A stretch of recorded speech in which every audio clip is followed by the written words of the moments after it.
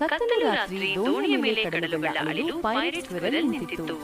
ಆಕಾಶದಲ್ಲಿ ಚಂದ್ರನು ಪೂರ್ಣವಾಗಿ ಹೊಳೆಯುತ್ತಿದ್ದ ಮತ್ತು ಕೆಳಗೆ ಸಮುದ್ರದ ಅಲೆಗಳು ಮುನುಗುತ್ತಿದ್ದವು. ಅಳಿಲು ದೊಡ್ಡದಾದ ಕಡಲುಗಳ ಟೋಪಿ ಹಾಕಿಕೊಂಡಿತ್ತು. ಅದರ ಮೇಲೆ ಒಂದು ತಲೆಬುರುಡೆ ಮತ್ತು ಅಸ್ಥಿಪಂಜರದ ಚಿಹ್ನೆ ಇತ್ತು. ಒಂದು ಕಣ್ಣಿಗೆ ಕಪ್ಪು ಪಟ್ಟಿ ಕಟ್ಟಿಕೊಂಡಿತ್ತು. ಅದರ ಎದುರಿಗೆ ಹಳೆಯದಾದ ದೃಢವಾದ ನಿಧಿಪೆಟ್ಟಿಗೆಯ ಟ್ರೆಷರ್ ಚೆಸ್ಟ್ ಮುಚ್ಚಳವನ್ನು ಅಳಿಲು ತೆರೆದಿತ್ತು. ಆ ಪೆಟ್ಟಿಗೆಯೊಳಗೆ ದೃಶ್ಯ ಅಳಿಲಿನ ಮುಖದ ಮೇಲೆ ದೊಡ್ಡ ನಗುವನ್ನು ತಂದಿತು.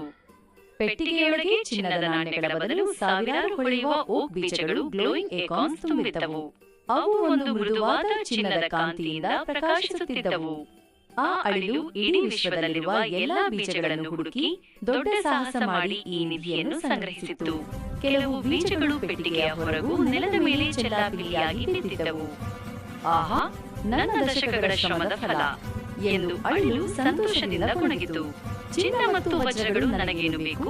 ಈ ಹೊಳೆಯುವ ಪರಿಪೂರ್ಣವಾದ ಬೀಜಗಳೇ ನನ್ನ ನಿಜವಾದ ನಿಧಿ. ಬೀಜಗಳನ್ನು ಕಾಯಲು ಮತ್ತು ಇನ್ನಷ್ಟು ಹೊಸ ಬೀಜಗಳ ನಿಧಿಯನ್ನು ಹುಡುಕಲು ಅದು ಪ್ರತಿಜ್ಞೆ ಮಾಡಿತು. ಪೆಟ್ಟಿಗೆಯ ಕಡೆಗೆ ಪ್ರೀತಿಯಿಂದ ನೋಡುತ್ತಾ ಕಡಲುಗಳ ಅಳಿಲು ತನ್ನ ದೋಣಿಯನ್ನು ಮುಂದಿನ ಮಹಾನ್ ಸಾಹಸಕ್ಕಾಗಿ ಸಿದ್ಧಪಡಿಸಲು ಪ್ರಾರಂಭಿಸಿತು.